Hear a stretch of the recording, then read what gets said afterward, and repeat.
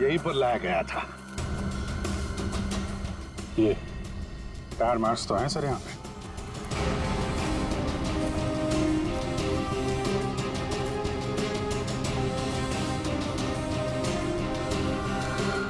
बस ये उसी वैन के टायरों के निशान। ये तो जगन की लाश खूनी ने यहीं कहीं फेंकी होगी। पर सर इतने बड़े खेत में हम उसकी लाश ढूंढेंगे कैसे? मैं बताता हूँ बस। तो कब बताएगा? क्या मुहूर्त निकलवाना पड़ेगा? बता रहा हूँ ना यार, उखड़ते क्यों? 1 मिनट रुको।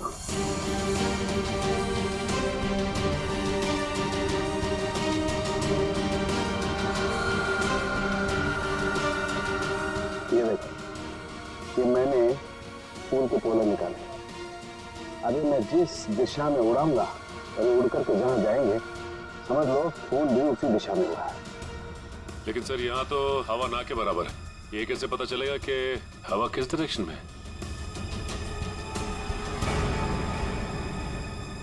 ये मुर्गा बताएगा। मुर्गा? हाँ निखिल, मुर्गा। ये मुर्गा है ना, किसान लोग अपने खेत में अक्सर लगाते हैं। इस मुर्गे से पता चलता है हवा का रुख कहाँ पर है। जिस तरफ हवा चलती है ना उस तरफ ये मुर्गा मुड़ता है और इसका फायदा होता है पेस्टिसाइड डालने में हवा के हिसाब से। उस तरफ देखते हैं सर। हाँ चलो देखो जरा आसपास कुछ दिखता है क्या? सर हाँ सर वहां पे कोई लेटा है। चलो देखते।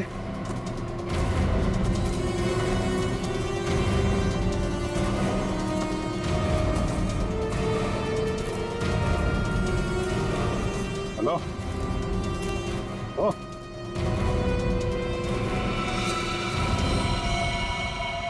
ये तो जगन है सर।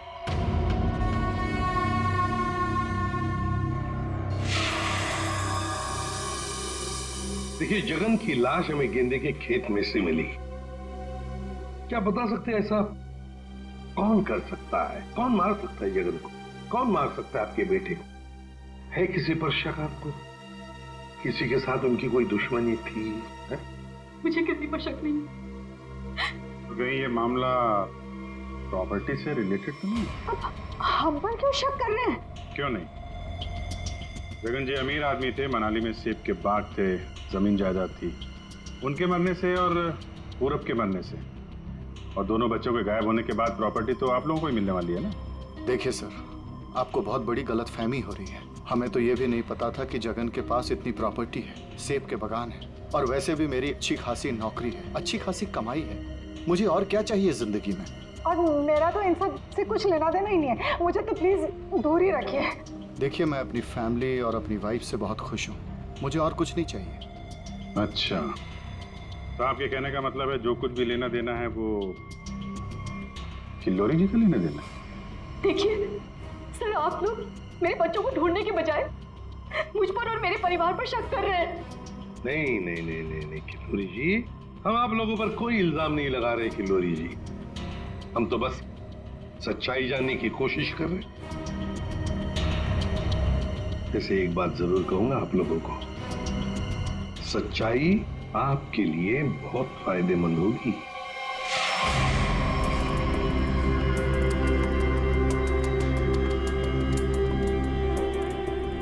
सारिका, इस ताबूत के ये निचले हिस्से में जिस तरीके के निशान लगे हुए हैं ना, उससे तो लगता है इस ताबूत को काफी दूर तक घसीटा गया है।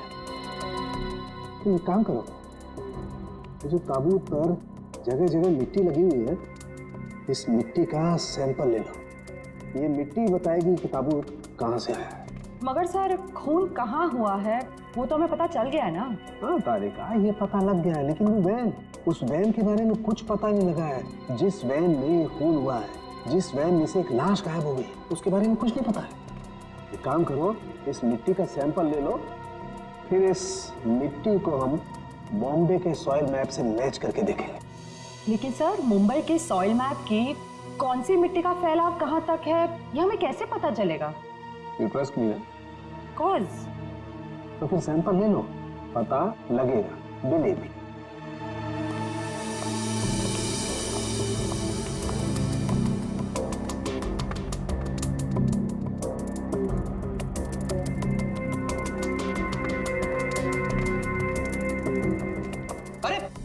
सालू के साहब फिर से पढ़ाई शुरू कर दी आपने? भाई क्या करें, तुम लोगों की मदद करने के लिए पढ़ाई तो करनी पड़ी। अरे लेकिन ऐसा है क्या इस ताबूत में जो इतनी मोटी किताब की जरूरत पड़ गई? इस पढ़ाई की जरूरत क्यों पड़ी ताबूत बताएगा। वो कैसे? कॉफिन में मिले इस मिट्टी का हम सेडिमेंटेशन टेक्निक से एनालिसिस करेंगे, उससे सब पता चल जाएगा।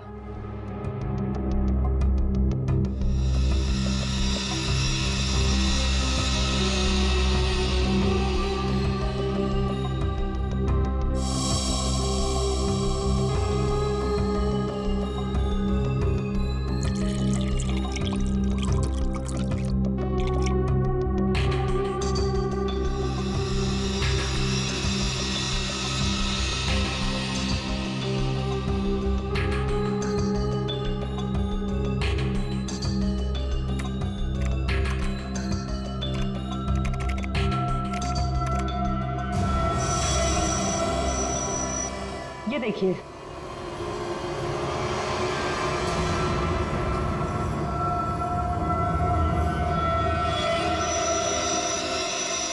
ये तो घास जैसा कुछ लग रहा है। देखना, अब देखो, ये घास नहीं है, ये मोलासिस है, गन्ने के बेस से जो निकलती है, जहां पर गुड़ बनता है।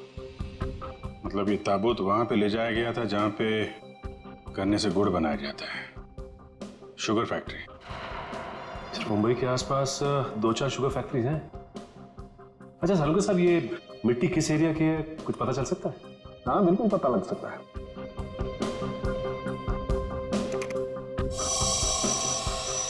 इस मिट्टी में 40% सैंड है। और इतनी सैंड परसेंटेज वाली मिट्टी मुंबई के बाहर गन्ना कावड़ी वाले इलाके में लगभग 30 किलोमीटर के एरिया में पाई जाती है। पर हाँ, ये मिट्टी ज्यादा रेत और ज्यादा आयरन होने की वजह से काली दिखाई देती है। सचिन, पता करो उस एरिया में कोई शुगर मिल है क्या?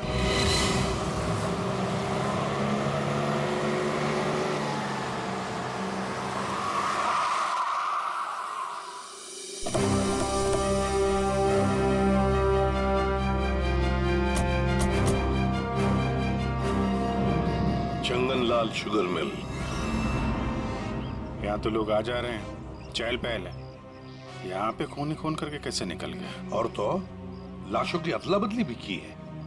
डॉक्टर सालुंके ने शुगर मिल की बात की थी और यहाँ आसपास 30 किलोमीटर तक यही एक शुगर मिल है। हो ना हो, खून हुआ तो यही है। चलो इससे पूछते हैं। अरे सुनो जी। तुम यहाँ के सिक्योरिटी वाले हो? जी हाँ। हम लोग सीआईडी से तुमसे कुछ पूछना चाहते हैं। सीआईडी साहब, क्या बात है? हमको माफ कर दो, हमारी कोई गलती नहीं है। देखो घबराओ मत, हमारे कुछ सवालों का जवाब दो। हाँ हाँ। क्या तुम यहाँ पर अकेले ड्यूटी पर होते हो या और भी कोई है जो शिफ्ट में आते जाते हैं? हम पूरे टाइम अकेले काम करते हैं। तुम ये बताओ और अपने दिमाग पे जोर डाल के बताओ कि तुमने कोई ताबूत देखा है? काहे डरा रहे हैं? यहाँ ताबूत कैसे देखेंगे? ठीक है, ताबूत नहीं देखा, किसी नीले रंग के वैन को देखा जिसपे शक हुआ हो तुम्हें? साहब, वैसे तो हम सब पे शक करते हैं, लेकिन नीले कलर की गाड़ी क्यों नहीं देखे हैं साहब? आप समझ रहे हैं ना? अच्छा चलो एक बात बताओ, यहाँ पर ऐसी कोई और भी खाली जगह है, गोदाम जैसी? हाँ साहब, एक पुराना गोदाम है हमारे मालिक के। चलिए दिखाते हैं। चलो दिखाओ। देखा? चलिए आइए साहब, ये है पुराना गोदाम। तुम जरा बाहर जाओ। ठीक साहब। गेट तो काफी बड़ा है। हाँ, वैन आसानी से घुस सकती है। इस जगह को देख के लगता है कि काफी समय से कोई आया नहीं है यहाँ पे। काफी समय से कोई आया नहीं है यहाँ, तो फिर ये बोरियां ऐसी रखी कैसे गई? और ये ऊपर से टारपॉलिन, जरा देखो तो नीचे क्या है?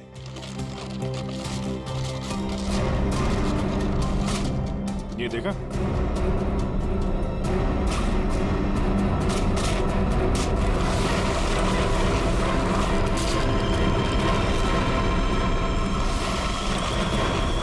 ये क्या है? क्या बात है सर, यहाँ पे तो पूरे वैन को ही दफना दिया है। और ये देखिए, वही नंबर है XY026813। चेक करो देखो।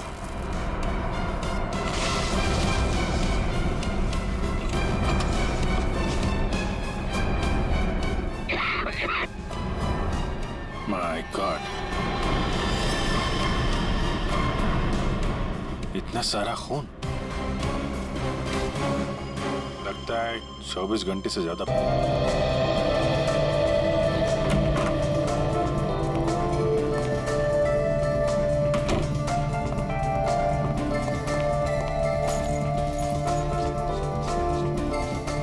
बर्फ तो ऐसे गिर रही है जैसे मनाली को भगवान एंटार्क्टिका बनाने के मूड में है।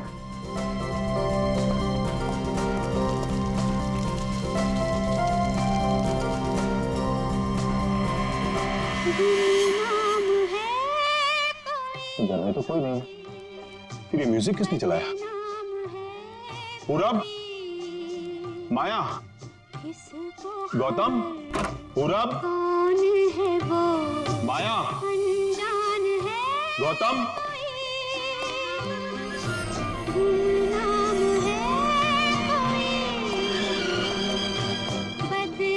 अगर बच्चे नहीं है तो फिर कौन है? कौन है यहाँ? कौन है?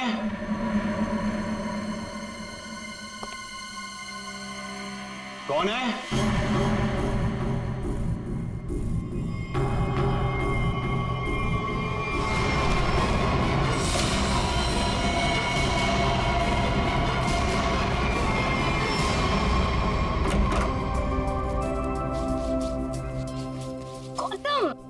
इधर मत कर। क्यों? इधर मत जा, फिर मुझे साफ करना पड़ता है। मत। अच्छा मैं तुझे ही साफ कर दूंगी। तुम तो लंडा झगड़े बंद करो। डैड घर में ही है। अच्छा है, तो मैं डैड से गौतम की शिकायत करती हूँ। डैड देखिए ना इसे, पूरा घर गंदा कर रहा है। Dad, dad,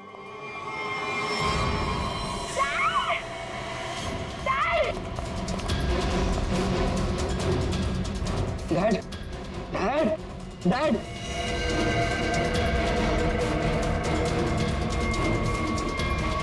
Dad is no more.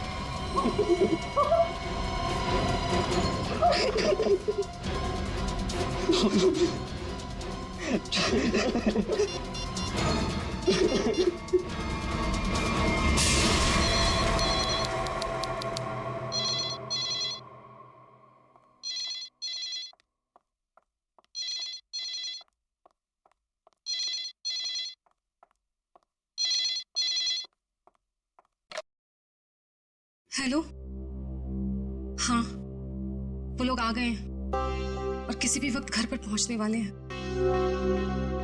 ठीक है।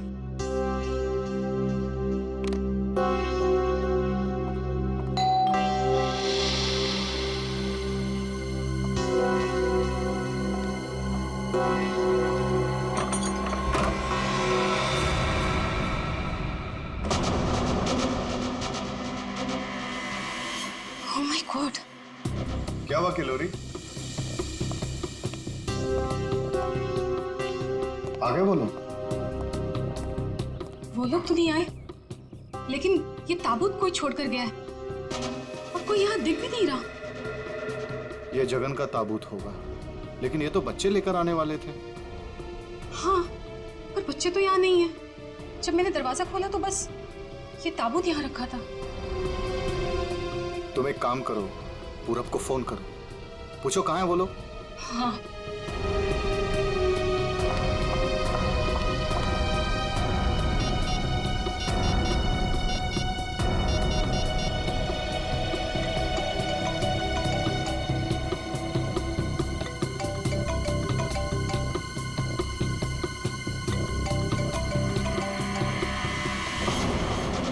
ये आवाज तो यहाँ से आ रही है। कॉफिन के अंदर से आवाज आ रही है।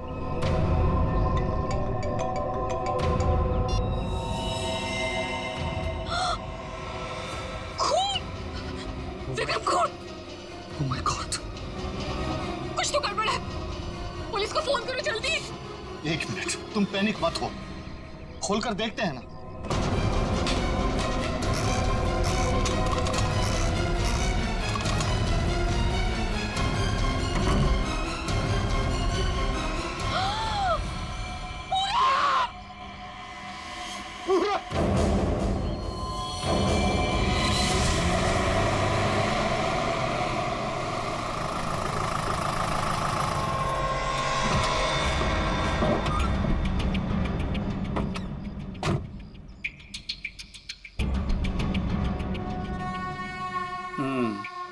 काम हो गया?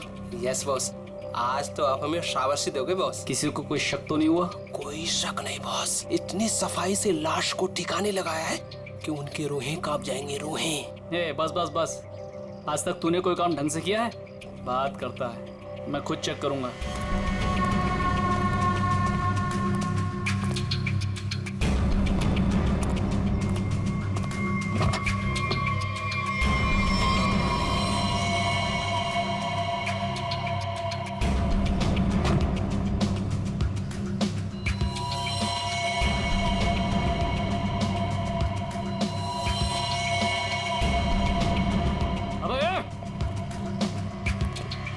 क्या हुआ बॉस?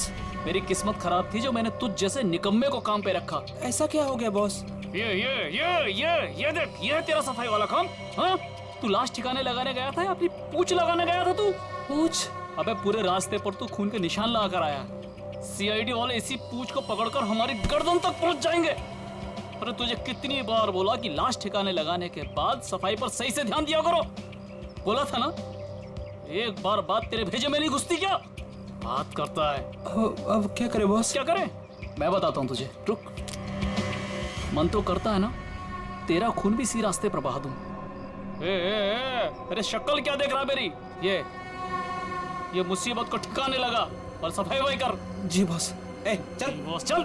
खुद भी मरोगे और मुझे भी मरवाओगे। चल।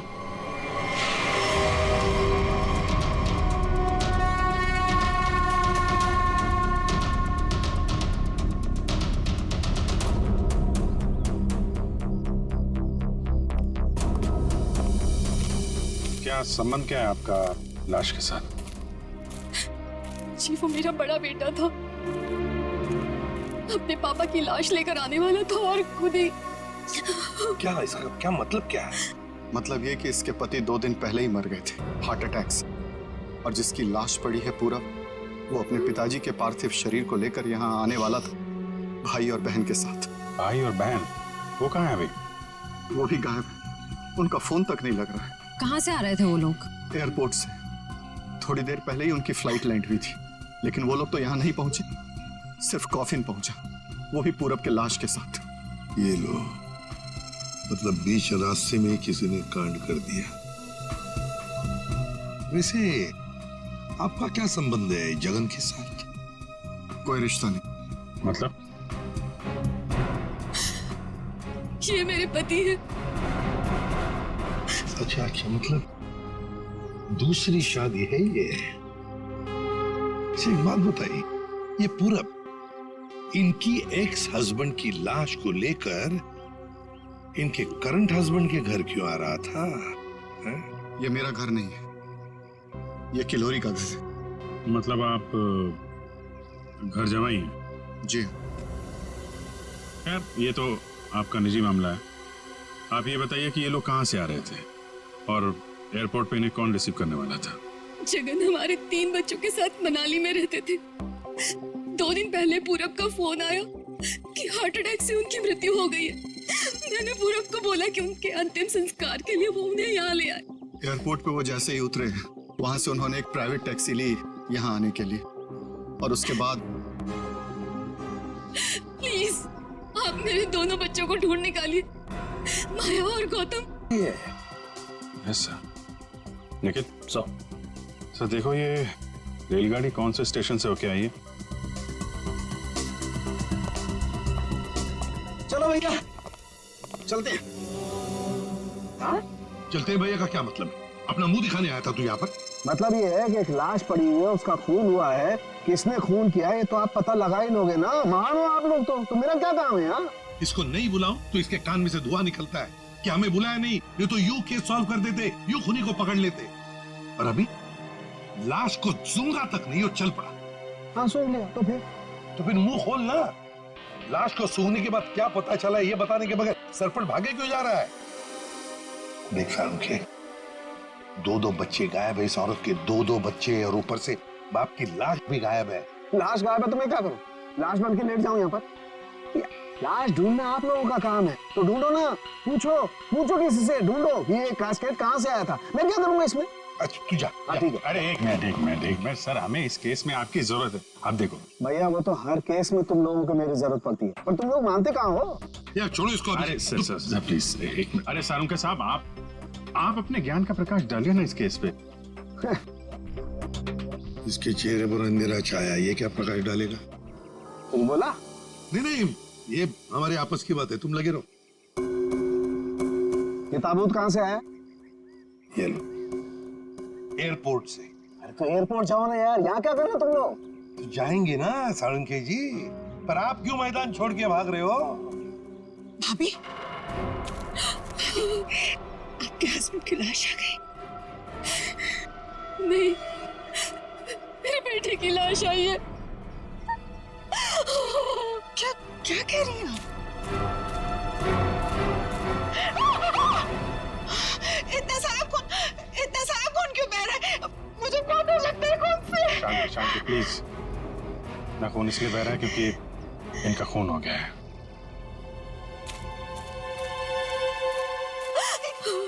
क्या कह रहे? पूरब का खून हो गया भाभी। वैसे आप, ये मेरी बहन है और किलोरी की ननद। लेकिन भाभी, इसमें पूरब की लाश है तो आपके हस्बैंड की लाश कहाँ है? साळुंखे, अगर 5 साल के बच्चे की तरह मुंह बना के नखरे नहीं करता ना, तो अब तो कोई सुराग मिल जाता तुझे। भैया ये नाक के अंदर छोटे छोटे दाने दिखाई दे रहे हैं ना, शायद यही एड्रेस है किसका? उनके हस्बैंड की लाश का। अरे तुम लोग कर क्या रहे हो? आज फिर किसी पैसेंजर का लगेज मिसिंग हो गया। तुम लोगों की वजह से किसी दिन गवर्नमेंट मुझे इस ऑफिस से मिसिंग कर देगी। ठीक से काम करो। Yes sir.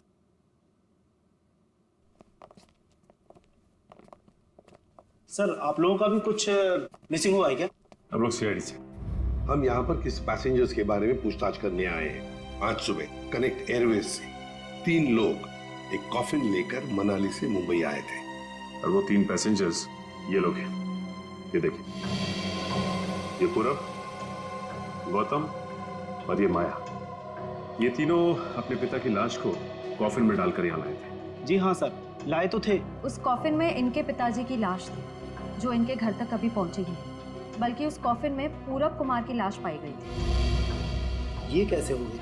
वही पता लगाना है। उसके साथ साथ गौतम और माया, ये 2 बच्चे भी गायब हैं। सर मुझे तो लगता है वो लाश कहीं। एक बात बताइए, क्या इन तीनों को कॉफिन के साथ कोई रिसीव करने के लिए आया था? नहीं सर। अच्छा एक काम कीजिए, आपके स्टाफ ने तो मदद की होगी ना कॉफिन को उनके गाड़ी तक पहुंचाने के लिए। जी सर। जरा उनको बुलाइए। जी सर, मैं बुलाता हूँ। हाँ। चंदन और बिहान को जल्दी अंदर भेजो।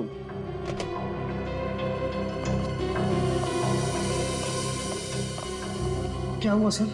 आज सुबह कनेक्ट एयरवेज से कॉफिन आया था। हाँ साहब। उसके बारे में सीआईडी वाले आपसे कुछ पूछना चाहते हैं। सीआईडी साहब, हमने कोई गड़बड़ नहीं किया साहब। हम तो अपना बस काम कर रहे थे साहब। हमने तो बस उस कॉफिन को उस गाड़ी में चढ़ाया था साहब। एक मिनट, तुमने कोई गड़बड़ नहीं की है। सिर्फ इतना बताओ कि जब तुम ये कॉफिन यहाँ से उनके गाड़ी तक ले जा रहे थे, तो उस दौरान उसके बीच में कभी कोई मिलने आया था या कोई ऐसे कुछ भी हुआ था क्या? हाँ साहब, हम उन तीनों को लेकर जब यहाँ से बाहर निकले, उनके साथ जो लड़की थी ना, उसको एक फोन आया सर। पता नहीं क्या बात हुई, फिर वो अचानक से कहने लगी, पार्किंग में एक नीली वैन खड़ी है, ये कॉफिन वहां ले चलो। अच्छा, वैन के ड्राइवर को देखा तुमने? नहीं साहब, वैन के ड्राइवर को तो नहीं देखा, लेकिन साहब वैन का नंबर मुझे याद है। गुड, तो नंबर दो। XY 02 6813। सचिन, पता लगाओ इस नीले रंग के वैन का। पूरब, गौतम और माया, 3 बच्चे अपने पिता जगन की लाश को लेकर मनाली से मुंबई आते हैं। लाश को कॉफिन में लाते हैं बाय एयर।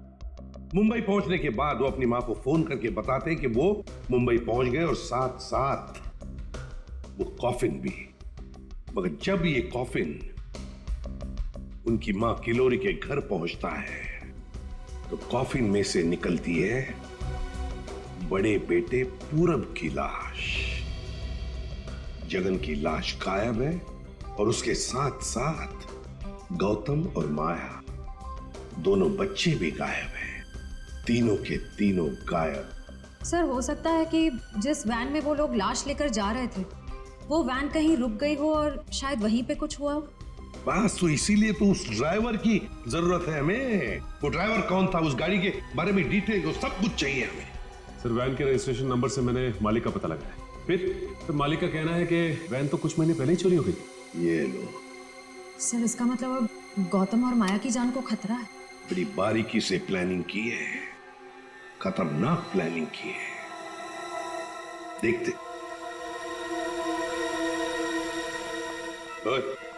अंकित कुछ मिला? हाँ बस ये देखो, ये मिट्टी कॉफीन के नीचे लगी हुई। इस मिट्टी में इस कॉफीन का पता। मिट्टी में पता? हमें तो नहीं दिखा। उसके लिए सालूखे की नजर चाहिए। सालूखे, कॉफिन का पता तो हम लगा ही लेंगे, पर पूरब की लाश इस कॉफिन में आई कहां से? ये पूरब की नाक बताएगी बॉस।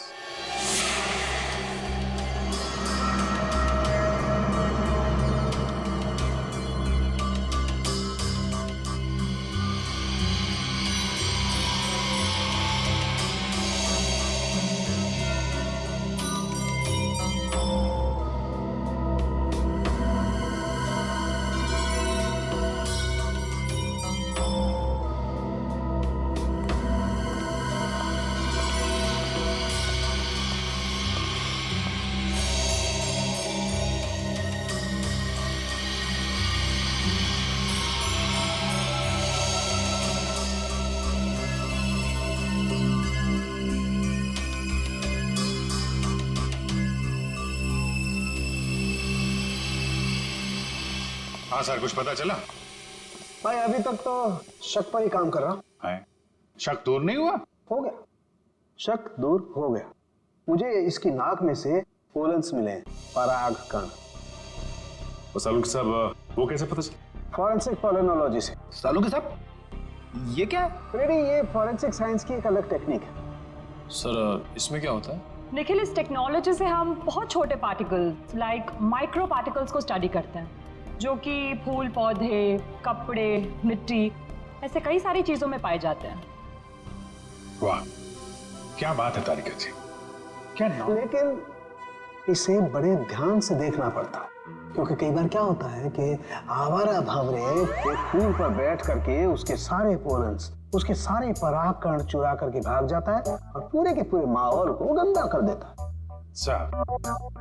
पॉलिन जो है हवा और पानी से भी फैलते हैं। इसमें बेचारे खाली भंवरे को ही क्यों दोष दे रहे हैं आप? सही कह रहे हो, बेकार में खाली भंवरे को दोष क्यों दें? तो होता यह है कि जब हम बाहर से आते हैं तो हमारे पूरे शरीर पर, आंख, नाक, कान, गले, सब पर पोलन्स लगे होते हैं, और इन पोलन्स की जांच करके हम ये पता लगा सकते हैं कि ये खास व्यक्ति किस जगह से आया है। ये तो है। मैं बताता हूं, ये देखो,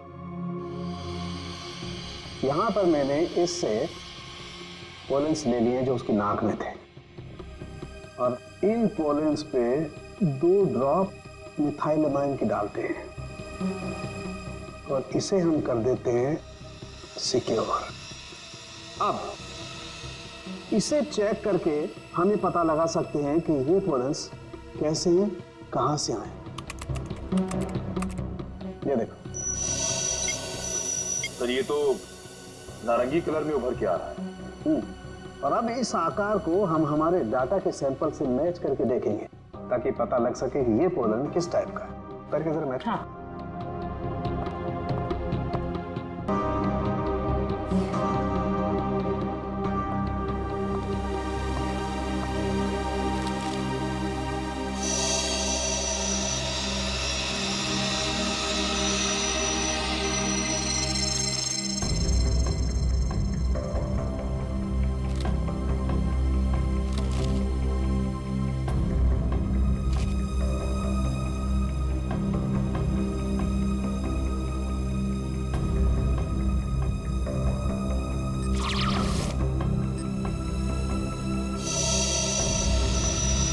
वाओ सर, ये तो पॉलेंस की पूरी लाइब्रेरी है। एक पॉलन कहाँ पैदा हुआ, धरती पे कहाँ पाया जाता है, पूरी डिटेल्स है इसमें। फॉरेंसिक साइंस की इस टेक्निक की वजह से क्राइम स्पॉट का पता लगाना बड़ा आसान हो गया है। मिल गया मैच।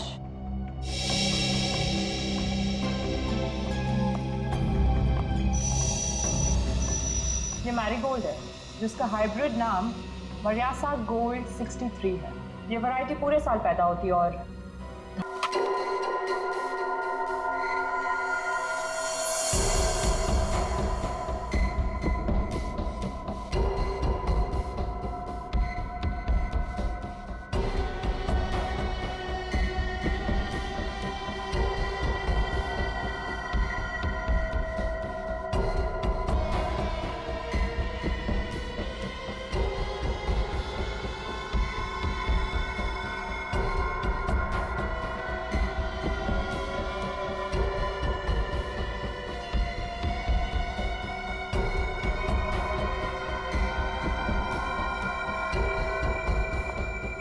सर मिला कुछ? हाँ तारिका, मिला तो है बहुत कुछ, लेकिन जो कुछ मिला है उससे हम खूनी को सजा तो दिलवा सकते हैं, लेकिन बच्चों तक नहीं पहुंच सकते। सर टाइम बहुत कम है हमारे पास, कहीं बच्चों को नहीं तारिका, बच्चों को कुछ नहीं होने दूंगा, लेकिन सबसे पहले हमें ये पता लगाना पड़ेगा कि गैराज में डंप होने से पहले ये वैन आखिरी बार कहाँ होकर के आई। तो ये कैसे पता लगाएंगे हम? हमने पूरी वैन छान मारी है। तुमने वो कहावत सुनी है, किसी जेंटलमैन को देखना हो तो सबसे पहले उसके जूतों की तरफ देखो। हम भी इस गाड़ी के जूतों की तरफ देखें। मतलब साफ है तारिका, सिंपल। हम इस वैन के टायरों को चेक करेंगे। तारिका, ये वैन जहां से भी होकर आई है उस जगह की मिट्टी के कण इसके टायरों पर चिपके होंगे और वो बताएंगे कि वैन कहां से होकर के आई। करेक्ट। हाँ।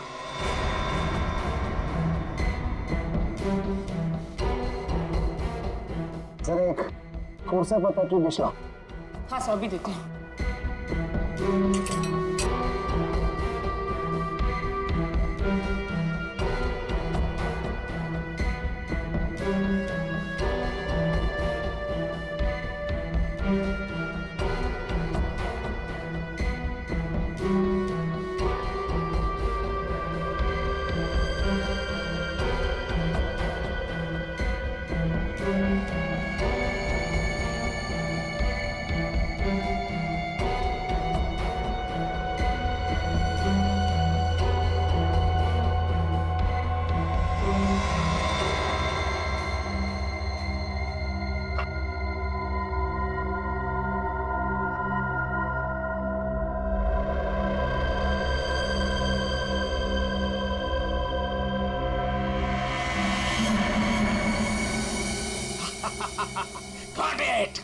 सर क्या है, क्या मिला है? सर बताओ ना क्या मिला है? हेलो। हाँ तारिका जी। हाँ अभिजीत। उस वैन में से कुछ एविडेंस मिला? हाँ मिला तो है, लेकिन मुझे नहीं पता क्या मिला है। सर बता ही नहीं रहे। अरे क्यों? डॉक्टर साहब हैं कहाँ? यहीं पे हैं, कूद रहे हैं, गॉट इट कर रहे हैं। अरे उन्हें ऐसा क्या मिल गया कि जो बरसात के मेढक की तरह कूद रहे हैं? पता नहीं, मुझे कुछ नहीं बता रहे, तुम ही बात कर लो। सर। हाँ अभिजीत। ओ अभिजीत, आज भाई साहब। भैया वो मैसेंजर हमें मिल गया है जो हमें गौतम और माया का पता बताएगा।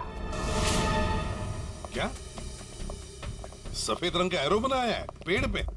अच्छा ठीक है, ढूंढेंगे। और वैसे वहाँ पोजीशन क्या है? यहाँ की सिचुएशन तो कंट्रोल में है, लेकिन हमारे सामने जो नजारा है उसे देखकर तो हमारे होश ही उड़ गए हैं सर। कोई बात नहीं, हम लोग पहुंच जाएंगे जल्दी।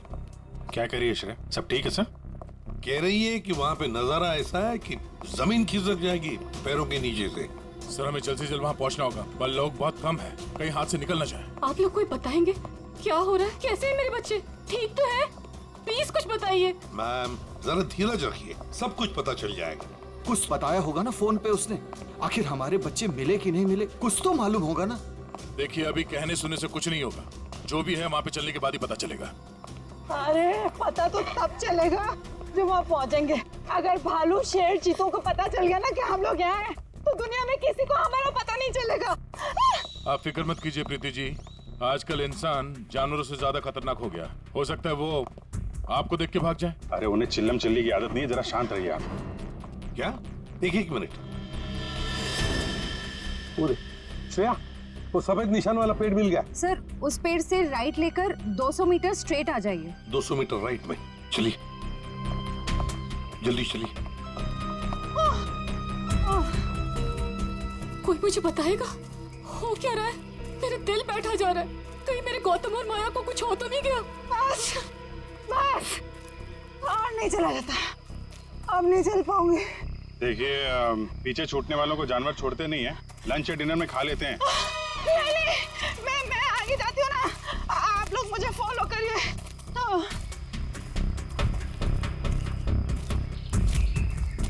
संभाल के, संभाल के। श्रेया। सर वो देखिए सर।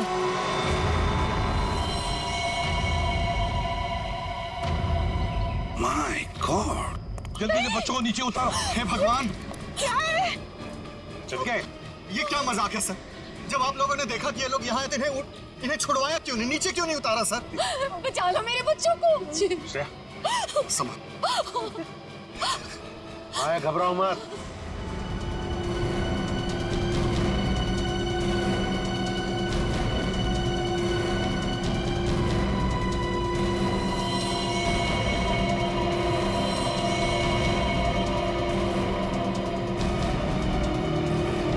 अब भेजो भेजो उसको।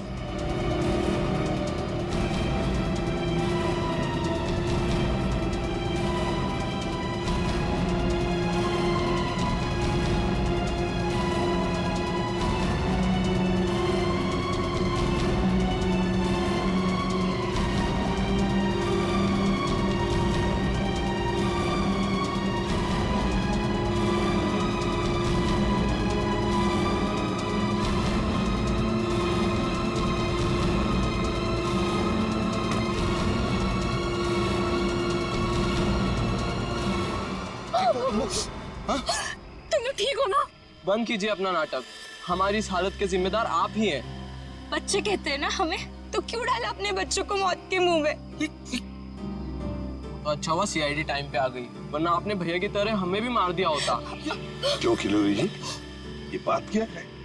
बच्चे आप ही पर इल्जाम लगा रहे। मुझे भी कुछ समझ में नहीं आ रहा है। मैं तो इन लोगों से इतना प्यार करती हूँ, मैं क्यों मारूंगी इन लोगों को? बात तो सही है, सवाल जायज है। एक माँ अपने ही बच्चों के साथ ऐसे कैसे कर सकती है? देखिए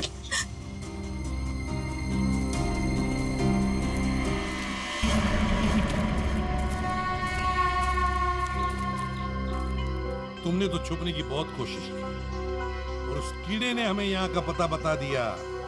ये लोग कौन है सर? भाई मैडम कुछ पूछ रही, बताओ या और खातिरदारी करें? हमने और खातिरदारी की जरूरत नहीं है। देखिए साहब, पहले मुझे इमरजेंसी वार्ड में भर्ती करा दीजिए। हड्डियों से बड़ी अजीब अजीब आवाजें आ रही है साहब। तो मुझे दिन में ही चांद तारे नजर आ रहे हैं सर। ऐसा लगता है जैसे मैं अंतरिक्ष में। मुंह खोलो अपना जल्दी। आप फंसा दिया तुमने हमें। मैंने फंसाया? मैं तो इन लोगों को जानती तक नहीं हूँ। आप नहीं, वो भाई साहब। दिमाग तो नहीं खराब हो गया तुम लोगों का? क्या बोल रहे हो तुम? हाँ,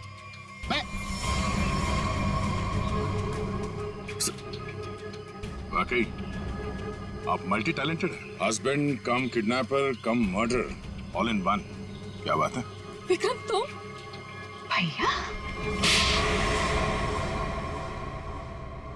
क्यों किया तुमने ये सब? और क्या करता? इसके तीनों बच्चे मेरे छाती पे सांप की तरह लौट रहे थे। विक्रम, तुमने बोला था कि तुम हमारे बच्चों को मुझसे भी ज्यादा प्यार करोगे, और तुमने मेरे एक बेटे को मार दिया और बाकी दो को मारने की साजिश की। जिस मकसद के लिए मैंने तुम्हें फंसाया, उस पर तुमने पानी फेर दिया। तुम्हें फंसाने का मेरा सिर्फ एक ही मकसद था, तुम्हारी प्रॉपर्टी, तुम्हारा पैसा। लेकिन तुमने अपनी सारी प्रॉपर्टी अपने बच्चों के नाम कर दी। क्या करता मैं? और तो और तुम अपने पुराने पति से भी मिलने जाती थी। तुमने कभी सोचा कि मेरे अंदर क्या होता था? मैंने एक दिन डिसाइड कर लिया, तुम्हारी पुरानी फैमिली को ही तुम्हारे रास्ते से हटा दूंगा। और इसीलिए सबसे पहले तुमने जगन को रास्ते से हटाया, क्यों? हाँ, इसलिए मैंने अपने रास्ते से सबसे पहले अपने पहले कांटे को हटाया, जगन को। अपनी पत्नी को झूठ बोला कि मैं बॉम्बे से बाहर जा रहा हूं, और एक दिन